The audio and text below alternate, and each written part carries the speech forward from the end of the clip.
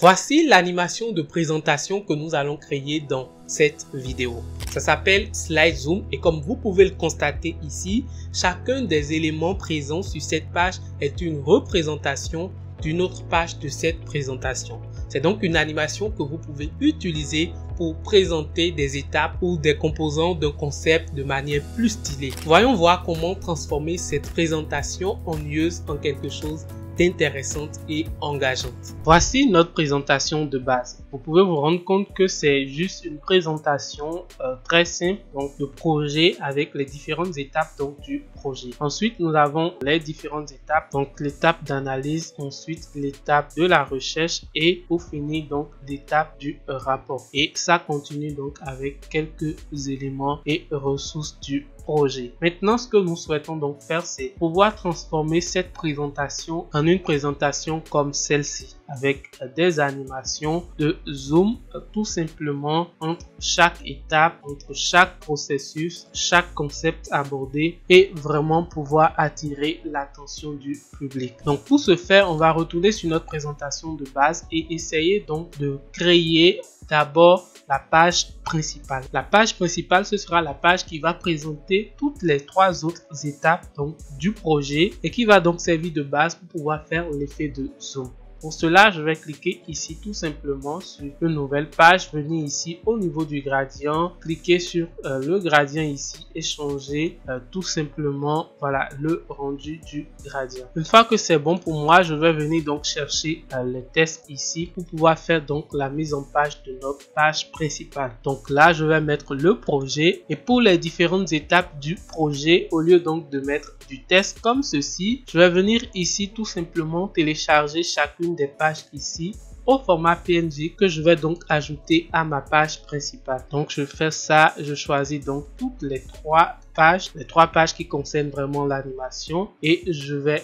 tout simplement cliquer sur télécharger ici. Une fois que les éléments sont téléchargés, je vais essayer donc de les importer ici sur la plateforme. Ensuite, les ajouter et les disposer sur la page principale. Si vous avez du mal à disposer les éléments ici, vous pouvez utiliser donc la règle ici et les repères dans Canva pour pouvoir mieux faire votre travail. Pour avoir quelque chose d'un peu plus réaliste, je vais déjà toucher un tout petit peu la couleur gradient de l'arrière-plan. Donc je fais ça. Je vais envoyer ceci juste au milieu. Ensuite, je vais aller dans éléments ici et ajouter donc un shadow en bas de chaque image. Vous pouvez réduire un tout petit peu la transparence pour ne pas trop encombrer la création. Donc là, je pense que ça donne ce que moi je veux tout simplement. Et là, c'est OK. Donc là, j'ai ma page principale qui est prête. Maintenant, pour que l'animation puisse fonctionner, il faut tout simplement remplacer les graphiques donc, de chaque page ici par leurs images. Donc, je vais venir ici, sélectionner tous les éléments que j'ai là, supprimer. Et comme c'est la page donc de l'étape d'analyse, je vais faire comme ceci et importer donc l'étape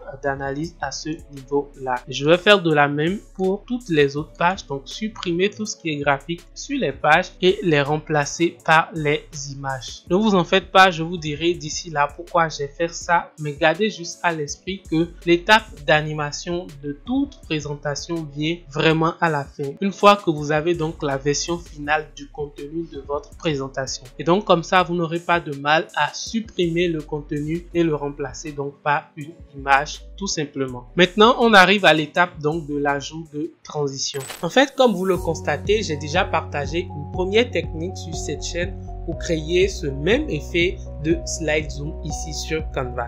Peut-être que celle-là ne répond peut-être pas à vos besoins. Si c'est le cas, n'hésitez pas donc à cliquer ici pour voir ou découvrir l'autre technique de faire les effets de slide zoom ici sur Canva.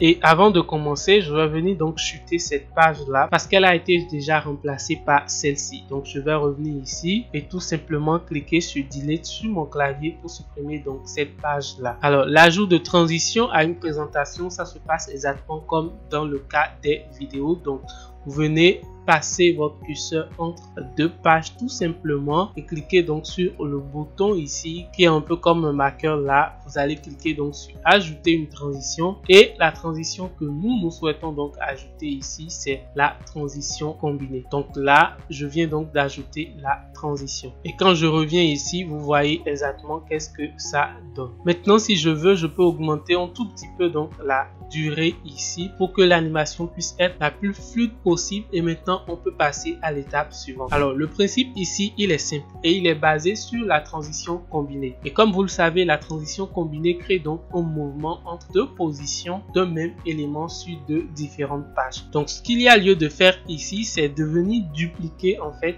cette page principale là autant de fois que vous avez donc d'éléments ou de catégories ou d'étapes tout simplement. Donc là, moi j'ai 3 étapes, donc j'ai dupliqué la page principale 3 fois et je vais essayer donc d'ajouter une page principale après et avant chaque étape et ça me fait ceci. Donc si je viens ici, vous pouvez constater qu'on a la page principale ici, ensuite on a l'étape 1, la page à nouveau, l'étape 2, la page à nouveau et l'étape 3. Et donc ce qu'on va faire, c'est de réussir donc à mettre la transition à tous ces niveaux là, donc entre toutes ces pages là et avec la même durée tout simplement. Donc je peux déjà faire appliquer à tous pour pouvoir appliquer donc la transition à tous les niveaux, sauf ici qui n'est rien d'autre que la page donc de fin de ma présentation. Donc à partir d'ici, on n'a plus vraiment besoin de la transition combinée. Donc si vous souhaitez toujours ajouter une transition pour donc avoir une fin assez harmonieuse, vous pouvez choisir donc la transition sec ou les transitions de couleur selon ce qui vous inspire. Et voilà, ici le résultat est assez satisfaisant. Donc si je fais ça, je peux passer donc à la page suivante avec l'effet de zoom. Donc sur la première étape de mon projet qui n'est rien d'autre que l'étape d'analyse. Après présentation, je fais ça tout simplement pour passer à la page principale à nouveau. Faire ça pour passer donc à la deuxième page et ainsi de suite jusqu'à atteindre donc la troisième étape. En gros, le résultat ici est assez concluant, mais si vous faites attention, vous pouvez constater que le processus vous force à voir uniquement la page suivante. Vous ne pouvez pas décider donc de retourner sur une page précédente ou sur une autre page pendant votre présentation. Si vous êtes curieux de voir la deuxième technique de création de slide zoom sur Canva, cliquez juste ici. N'oubliez pas surtout de vous abonner à la chaîne ici et de me faire savoir dans les commentaires laquelle des deux techniques vous aimez le plus. En attendant, moi je vous dis à la prochaine. Portez-vous bien, c'était Richemont. Salut!